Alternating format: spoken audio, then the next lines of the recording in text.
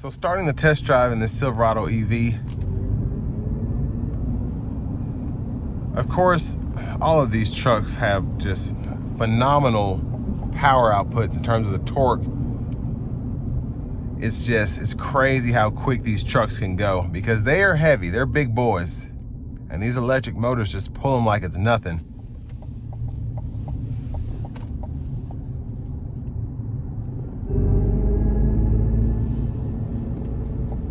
But the ride quality so far is good.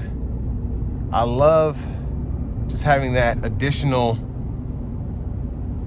power at the touch of a button here. I'm gonna give it a pull getting on the interstate. Here we go.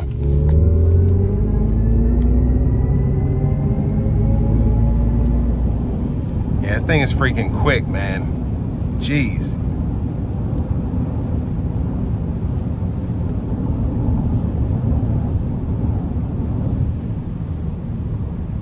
Now again, you still get that feeling of a pickup truck. Pickup trucks tend to ride pretty nicely just because of the wheelbase, they're longer. That's what people want out of their vehicle. They want something that rides nicely. And that's what you get here. It's just a tad bit bouncier because of the platform. Obviously you have that lower center of gravity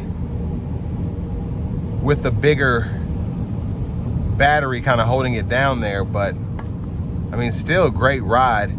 Sound acoustics are really good in here. Very comfortable.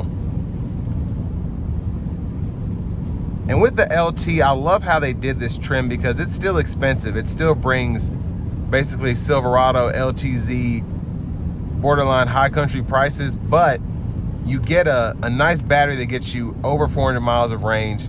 You still have your heated cooled seats, your adaptive cruise control, the things you'd expect on the highest of trim levels from a GM vehicle anyway.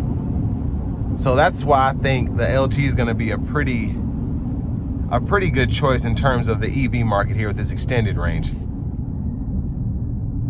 But love how quick the truck is, love how comfortable, spacious, everything about this truck is very nice, specifically for an EV.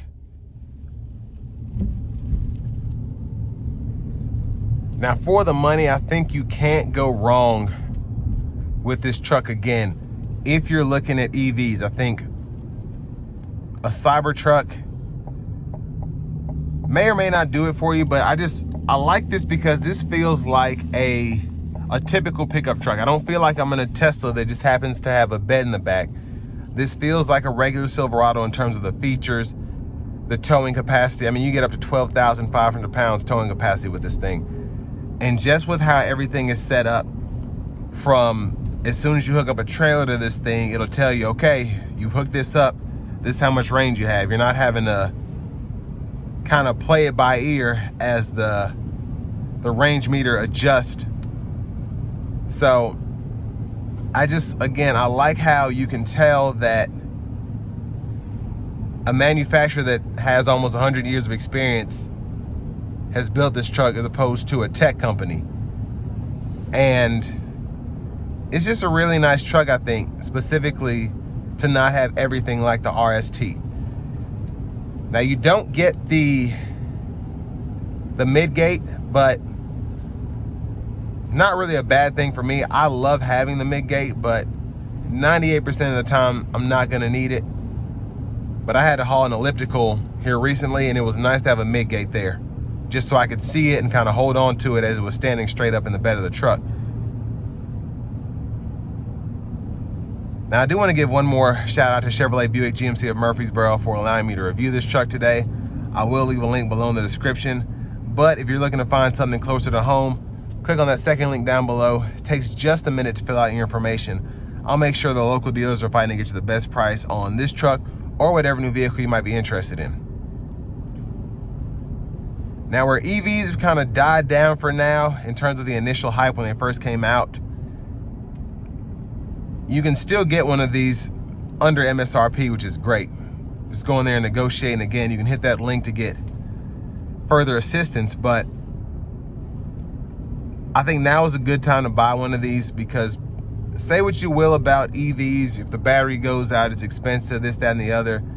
These things the maintenance alone will save you a ton of money that you don't have to do on these trucks. And I mean, they're good trucks, honestly. They're ready to work, even if they're electric. And with all that being said, this will bring me to the end of my review of this 2025 Silverado EV LT Extended Range.